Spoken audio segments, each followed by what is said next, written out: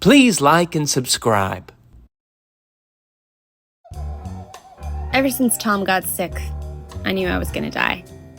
When I was 10, Tom lived down the street, and before he was 34, he got a virus from letting his dog lick him in the mouth. He woke up one day, unable to think, totally brain dead. The worst part is, he's still body alive. Still somewhere out there on that nowhere street. Probably still sitting still.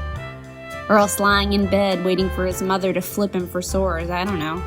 All I know is, when I found out about Tom, I stopped trusting dogs and people.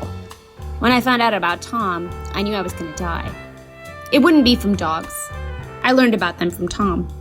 But Tom also taught me that the thing that's gonna kill you is the last thing you'd expect. That's why now I suspect everything is gonna kill me, and I'm suspicious of everyone. Because I know I have traitors in my life, like Tom's mom, who's a lovely woman. Do you understand the kind of traitors I'm talking about? I got traitors who wouldn't kill me even if something was making me die.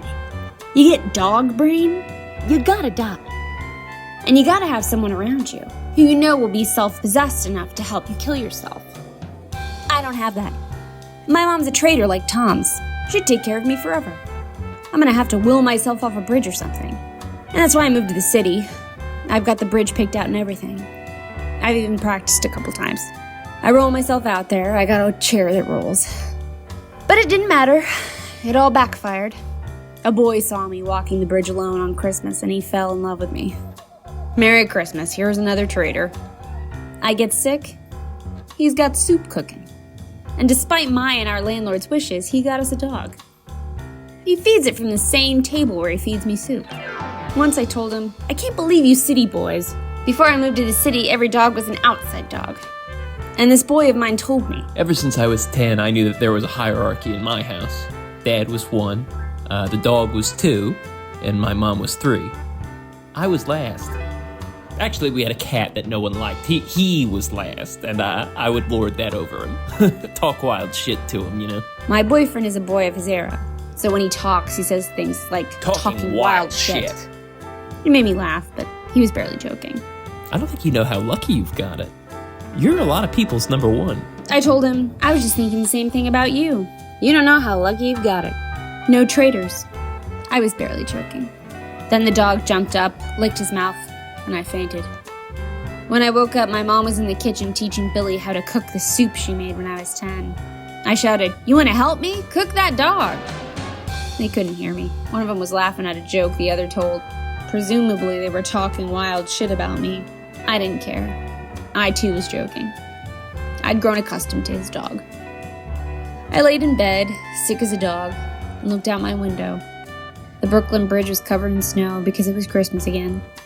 I sighed, because I'd fallen in love. And as I sighed, the dog licked my face. I made a huge fuss. I screamed, "Ah!" like a Charlie Brown character, and made sure everyone saw me waiting for death. My mother joked, "I swear to God, why a 34-year-old woman would be scared of a puppy, I'll never know." I scoffed. That's the truth. Because my mom learned nothing from Tom. Still, as I lied back in bed, waiting for my lover to bring me my mother's soup, my eyes darted back and forth between the 3 of them. Woman to man's best friend. I sighed again.